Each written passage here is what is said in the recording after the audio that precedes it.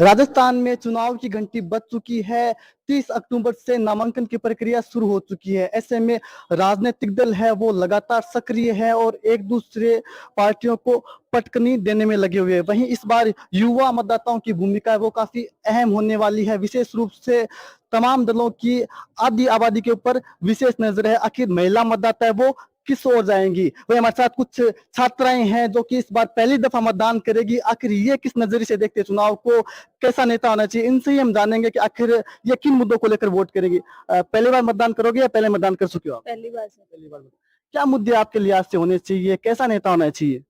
Sir नेता वो होना चाहिए जो सभी जो फील्ड्स हैं उन पे ध्यान दे, जैसे कि हॉस्पिटल्स हो गई, वुमेन की सेफ्टी हो गई, उनको एग्जाम्स को लेकर उनको क्या क्या बेनिफिट्स दिए जा सकते हैं, और भी फील्ड्स के अंदर ना कि सिर्फ गर्ल्स बॉयज सभी को जो बेनिफिट्स मिल सकते हैं उन सबके ऊपर ध्यान दे। ऐसा नेता हम चाहते हैं।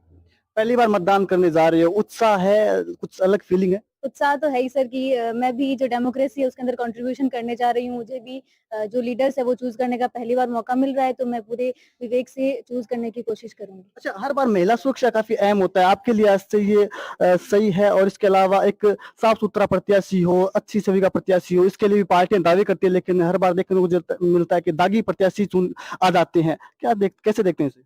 सर ये पॉलिटिक्स है, इसमें एकदम साफ सुथरा प्रत्याशी हम अगर उम्मीद करें तो वो तो पॉसिबल है ही नहीं, लेकिन फिर भी हम कोशिश करते हैं। और जो लीडर्स है उनको भी ये कोशिश करनी चाहिए कि एक साफ छवि अपनी बना के रखे, ना कि छवि बना के रखी बल्कि उसके अंदर उसी तरह से काम भी करें और सभी क्षेत्रों में काम करें, सिर्फ एक में नहीं। और सबसे ज्यादा जो आज जरूरत है बेरोजगारी हटाने की, चाहे वो बिजनेस की फील्ड में उनको अपॉर्चुनिटीज बढ़ाए या एजुकेशन की फील्ड में, इन सब के अंदर वो काम करेंगे हम चाहेंगे। अन्य लोगों से बात करते हैं। पहली बार मतदान करोगे या कर चुके? पहली पहली बार। बार। क्या नाम आपका? सुमन नाई। अच्छा, गांव में माहौल बनना शुरू हो गया, गांव शहर में चुनाव का? बहुत पहले हो गया सर, यहाँ शहरों से तो बहुत पहले हो गया हमारे। अच्छा, गांव से हो आप। चर्चाएं शुरू हुई, क्या मुद्दे रहेंगे गांव के अगर देखें तो? गांव के मुद्दे बिल्कुल साफ है, जो उनको बेनिफिट्स देंगे उनको। अक्सर गांव में यही होता है कि हमारे लिए आपने क्या किया, बिकॉज सर गांव में इलिटरेटेड ज्यादा पर्सन एजुकेटेड नहीं है, तो वो सबसे पहले वो अपना ही बेनिफिट सोचते हैं। बाकी चर्चाएं चुनाव की गांव में बहुत पहले से ही शुरू हो चुकी है और हर तरीके के मुद्दों पर बातें होती है वहाँ पर। अच्छा, आप गांव से आते हो तो गांव में देखा गया कि जातीय कास्ट फैक्टर काफी अहम हो जाते हैं। क्या आपके गांव में भी ऐसा ही कुछ है, जाति के आधार पर वोट करेंगे या फिर मुद्दों के आधार पर वोट करेंगे? वो सर मैंने पहले बोला कि इलिटरेटेड ज्यादा है, तो सबसे पहले तो गांव में तो बेसिक जाति पर ही होते हैं, बट अभी जो वर्तमान में जैसे हम पहली बार वोट करेंगे या फिर जो शिक्षित युवा है वो अपने एक अच्छे नेता को ही चुनने की कोशिश करेंगे, चाहे वो किसी जाति धर्म या संप्रदाय को साइड में रखकर उस तरीके के वो सोचकर वोट करेंगे। बाकी जातिगत तो होता ही है, हर बार होता है। आपके लिहाज से नेता कैसा होना चाहिए और क्या कुछ आपके लिहाज से पहले काम होने चाहिए जो युवाओं के लिए कर सकती है पार्टियां? सबसे पहले तो युवाओं के लिए जो काम होने चाहिए उसमें सर सबसे पहला, क्योंकि भारत की वर्तमान पीढ़ी युवा है और इसकी सभ्यता, इसकी संस्कृति को अभी वर्तमान में युवाओं के कंधों पर जिम्मेदारी है, तो युवाओं को इस तरीके की अपॉर्चुनिटी दे, उसके युवाओं के अकॉर्डिंग काम करे और ना सिर्फ गवर्नमेंट सिर्फ पॉलिसीज रूल्स बनाकर छोड़ दे, उस पर काम भी करे, ताकि युवा जो अपने ड्रीम्स देखते हैं उनको कंप्लीट करने का उनको चांस भी मिले, उनके अकॉर्डिंग उनको काम करने का मौका मिले। आपसे भी पूछा जाए कि आप किससे आदर्श नेता मानती हो, आपका फेवरेट नेता कौन है? मेरे तो प्राइम मिनिस्टर है अभी वर्तमान में। अच्छा, कुछ और लोगों से भी हम बात करते हैं। क्या नाम आपका? नाजिया खान सर। नाजिया, चुनाव को आप किस लिहाज से देखती हैं? सर मैं किस लिहाज से देखती हूँ सर, चुनाव अपने आप में एक बहुत बड़ी चीज है, क्योंकि हम अपना रिप्रेजेंटेटिव उसमें चूज करते हैं एकदम से। तो सर ये अपने आप में बहुत बड़ी बात है, क्योंकि हम उम्मीद करते हैं कि कोई नया रिप्रेजेंटेटिव आएगा, वो हमारी समस्याओं को सुनेगा, उन्हें हल करेगा, जो भी हमें सफरिंग्स हुई है इस टाइम में उनसे हमें छुटकारा मिलेगा। तो सर अपने आप में इसे देखने के बहुत तरीके हैं, बहुत मायने हैं। हम ये उम्मीद करते हैं, उम्मीद की नजरिए से देखती हूँ मैं चुनाव को, उम्मीदें लेकर आता है चुनाव अपने साथ में। महिला सुरक्षा मुद्दा रहता है, इसके अलावा पेपर लीक भी हुआ, क्या इस प्रकार के मुद्दे इस बार बनेंगे? ये सर बन ही रहे हैं, अभी तक बन रहे हैं। 416 टाइम्स पेपर लीक हो चुके हैं राजस्थान के अंदर। कितनी सारी वैकेंसीज हैं, जैसे कि महात्मा गांधी सेवा प्रेरक भर्ती, जिसमें 50,000 कैंडिडेट्स को चूज किया जाना था, उसका रिजल्ट ही उन्होंने डिक्लेयर नहीं किया। जो उसके अंदर जो युवा आए थे या जो भी लोग आए थे जो जिनका सेक्टर सिक्योर नहीं था, वो एक होप के साथ में आया था, बट उनको रिजल्ट ही अनाउंस नहीं किया। That was the drawback. ऐसी बहुत सारी स्कीम्स है गवर्नमेंट्स की, जैसे कि अन्नपूर्णा स्कीम्स चल रही है, उनके अकॉर्डिंग आपको 8 रुपए में खाना मिलता है, 100 रसोई का बजट पास हुआ है, बट उन सब में जो जिनको मिलना चाहिए। तो मेरा ये मानना है सर कि राइट सबको मिल रहे हैं, राइट्स तो मिल ही रहे हैं, हक सबको दिला रहे हैं, पर हमें ऐसे रिप्रेजेंटेटिव की जरूरत है जो जिनको राइट नहीं मिलने चाहिए, जो उनको डिजर्व नहीं करते, उनको राइट नहीं मिलना चाहिए। अपलिफ्टमेंट होना जरूरी है, बट सही डायरेक्शन में उस वर्क पे हम फोर्स करेंगे तब उसके रिजल्ट्स आएंगे हमारे पास में। स्कीम्स बनाने से कुछ नहीं होता, उन्हें इम्पोज करना, उन्हें इम्प्लीमेंट करना बहुत जरूरी है, क्योंकि रूल्स तो हर बनते हैं बट उन्हें फॉलो होता है, वो इनिशिएट होंगे तभी हमारा अपलिफ्ट होगा। इंडिया एक यूथ कंट्री है, इसके अंदर सबसे ज्यादा यूथ है, एनर्जी सबसे ज्यादा है। तो मैं ये सबसे कहती हूँ, अवेयर करती हूँ, और एक कि जैसे आप सब अभी इस टाइम पे हम इनिशिएट कर रहे हो वोट्स के लिए, तो इसके लिए कैंपेनियंस भी हमें चलाने चाहिए थे, ताकि बहुत पहले जो चीज अभी हो रही है वो बहुत पहले होती तो शायद एक अच्छे कैंडिडेट का हम चूज कर पाते हैं, जिसके अंदर मतलब जो लोगों की समस्या को समझे और उनका निदान भी करे। मेरा ये मानना है। अच्छा, आपको वोट करोगे, आप वोट करोगे, पहला वोट करोगे, आपका फेवरेट नेता कौन है? सर मैं किसी भी एक पॉइंट ऑफ व्यू से अपने आप को या किसी को भी फेवरेट या अनफेवरेट नहीं कह सकती हूँ। सब में इफ और बट ड्रॉबैक्स होते हैं। हम जिसको वोट दे रहे हैं हमें नहीं पता, सरफिशियल व्यू है हमारा कि वो अच्छा है, उसने स्कीम्स की है, बट वो कितनों तक पहुंची है। अगर आज मैं खुद को वोट करती हूँ तब मेरे अंदर भी बहुत सारे ड्रॉबैक्स है, हम सिर्फ एक नजरिए पे नहीं कर सकते वोट, बट मैं अपना वोट नोटा को करूंगी।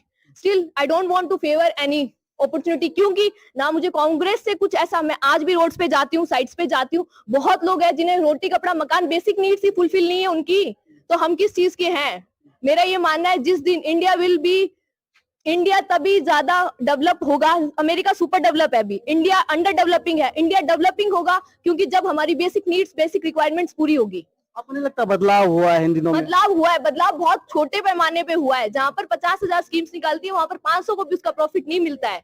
उसके लिए हमें बहुत इनिशिएशंस लेने पड़ेंगे, हमें स्ट्रिक्ट होना पड़ेगा, अवेयर खुद को होना पड़ेगा। क्या नाम बताया आपने? नाजिया खान। तो नाजिया को काफी आक्रोश है। कुछ अन्य से बात कर लेते हैं। क्या नाम आपका? सुहानी अच्छा, नाजिया ने बताया कि जो योजनाएं आती तो है लेकिन उनको सही तरीके से प्रचार नहीं कर पाते। आपको लगता है कि अंतिम छोर तक योजनाओं को लोगों को पता ही नहीं चल पाता है? आपको नहीं लगता? इलिटरेसी की वजह से लोग इतना एक्टिव नहीं है या फिर वो पता नहीं लगा पाते। बहुत कोई कम लोग हैं जो पता लगा पाते हैं और इसका यूज कर पाते हैं और बेनिफिट पा पाते हैं। तो आपके लिहाज से क्या मुद्दे रहने चाहिए?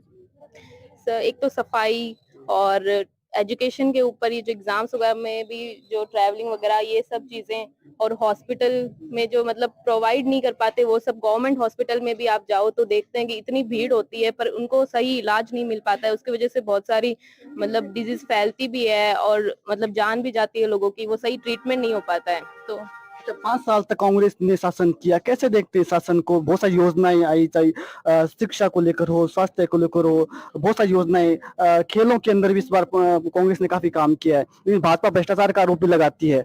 कैसे देखते हैं कांग्रेस का काम को? कैसे देखते हैं? मुझे तो सही नहीं लगता, इतना कुछ इम्प्रूवमेंट या ऐसा कुछ हम देख नहीं पा रहे हैं। बीजेपी देखते हैं क्या करती है। आपको आपका आदर्श नेता कौन है, फेवरेट नेता कौन है? सर ऐसा कुछ यहाँ पे तो कुछ है नहीं, बस एक हाँ प्राइम मिनिस्टर है जिनसे इन्फ्लुएंस्ड है तो उनकी तरफ है थोड़ा। कुछ अन्य से भी बात करने की कोशिश करते हैं। क्या नाम आपका? रश्मि जहांगीर। रश्मि, आपके लिहाज से नेता कैसा होना चाहिए? किन मुद्दों पर आप वोट करेंगे? नेता वही होता है जो सबको सपोर्ट करे, मतलब किसी एक मतलब जो दबाव में आकर कोई काम करे, ऐसा कोई नेता नहीं होता। या फिर जो ऐसे जैसे हम लोग कोई रिश्वत देते हैं वो काम करते हैं। आजकल तो ये देखने को मिलता है कि जिसके पास पैसा होता है उसी का काम होता है लगभग।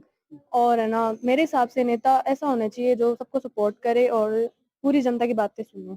अच्छा, आप गांव से बता रहे थे, सरकार इस बार बहुत योजनाएं लेके आई है, गहलोत सरकार जैसा कि बोलती है। क्या वो गांव के अंतिम व्यक्ति तक योजनाओं का प्रचार गया, जानकारी गई, योजनाओं का पता था अंतिम व्यक्ति तक, उन्होंने लाभ उठाया?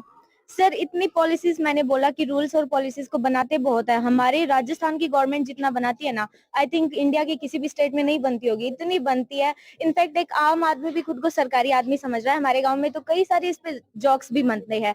पर जैसे कि अभी वुमेन्स को जो मोबाइल फोन प्रोवाइड करने की है, उसमें ऐसी महिलाओं को फोन दिए गए जिनमें उनका वो यूज करना भी नहीं जानती है, बट उनका वो ले रही है उनका फायदा। बट अगर बात करें कि इसमें भी इतनी सारी डॉक्यूमेंट वर्क्स है, जैसे कि फॉर एग्जांपल हमारे अगर बात करें तो स्कॉलरशिप के इतने सारे फॉर्म्स निकलते हैं, बट उसमें इतना डॉक्यूमेंट्री वर्क होता है किसी ना किसी क्षेत्र में। मतलब सरकार फिर रिपोर्ट्स में ये करेगी हमने इतने लोगों को प्रोवाइड करवा दिया है, बट इसका कुछ भी नहीं होता। इतना डॉक्यूमेंट्री वर्क्स करके वो इतना इसको उलझा देता है कि रियल जो अंतिम छोर तक जहां बात करते हैं आधे छोर तक भी नहीं पहुंच पाती है।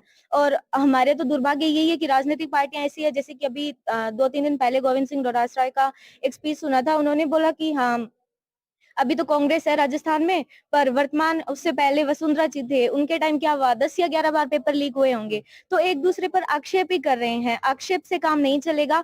हमें भी ये गिनती है कि किसके समय कितने पेपर लीक्स हो रहे हैं, बट आप उसको बिल्कुल गिनती ना करके आप उसको सही करने की कोशिश करें। और उससे पहले इतनी सारी जो स्कॉलरशिप वगैरह है, इतने सारे युवाओं के लिए बहुत सारी, अगर गिनने बैठेंगे तो A to Z her ABCD के अक्षर पे स्कॉलरशिप चल रही है, बट उसका अंतिम छोर तक तो फायदा कहीं नहीं पहुंचता है। इतना डॉक्यूमेंट्री के वर्क में उलझाकर उसको वहीं पे फिनिश कर देते हैं और इतना कोई गहराई में उलझना भी नहीं चाहता। इसलिए रियल जो पर्पज होता है उनको फायदा पहुंचाने का, वो नहीं हो रहा है। तो यही वो युवा मतदाता हैं जो इस बार सरकार को लाने में और नहीं लाने में अपनी भूमिका निभाएंगे। सरकार किसकी बनेगी किसकी नहीं बनेगी ये युवा तय करेंगे। हालांकि युवाओं का कहना है कि सरकारें योजना तो बहुत लाती है, लेकिन उन योजनाओं को सही तरीके से अप्लाई नहीं करती है। उन योजनाओं का सही प्रकार से अंतिम छोर तक जो व्यक्ति बैठा हुआ है उस तक वो योजनाएं नहीं पहुंचती है। युवाओं में आक्रोश भी देखने को मिला, तो युवाओं ने अपनी बात भी रखी। एनडीटीवी इंडिया के लिए चूरू से गजेंद्र सिंह।